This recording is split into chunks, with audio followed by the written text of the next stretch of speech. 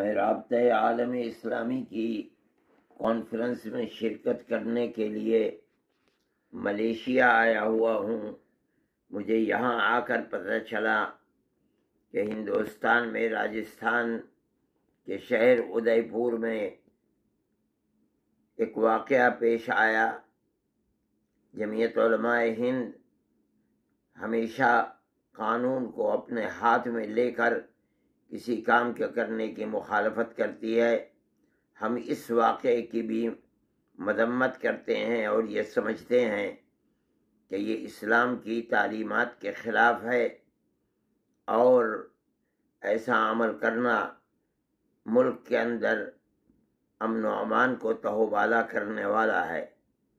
جس طرح ہم ہمیشہ سے موب لنچنگ کی مخالفت کرتے چلے آئے اور ہم نے ہمیشہ حکومت سے یہ کہا کہ اس کے خلاف قانون بناؤ، ایسا کرنے والے لوگوں کو پکڑو، انہیں جیل بھیجو اور ان کو ایسی سزا دو کہ جو دوسروں کے لیے عبرت ہو۔ ہم اسی طرح اس کی بھی مذمت کرتے ہیں، اور قانون یہاں بھی اپنا کام کرے گا۔ ملک کے اندر ضروری ہے کہ جس طرح ہم ہزاروں سال سے ملک کے اندر بھائی چارگی اور محبت کا پیغام دیتے چلے آئے ہیں اور بھائی چارگی کے ساتھ زندگی گزار رہے تھے اور گزارتے چلے آئے ہیں، ہمیں اسی کو فروغ دینا چاہیے۔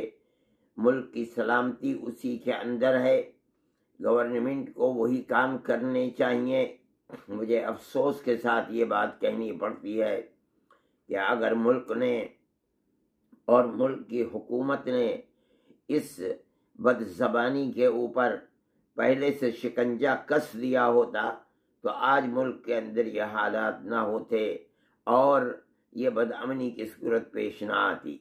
میں پھر آخر میں مسلمانوں سے جمعیت علماء ہند کی طرف سے، جو ان کی اپنی جماعت ہے اور 100 سال سے زیادہ پرانی جماعت ہے، میں یہ اپیل کرتا ہوں کہ خدا کے لیے ملک کے امن و امان اور سالمیت کو اپنے سامنے رکھیں اور کوئی ایسا کام نہ کریں کہ جو کام ہندوستان کی تاریخ کے خلاف ہو، اور صبر و تحمل کا مظاہرہ کریں۔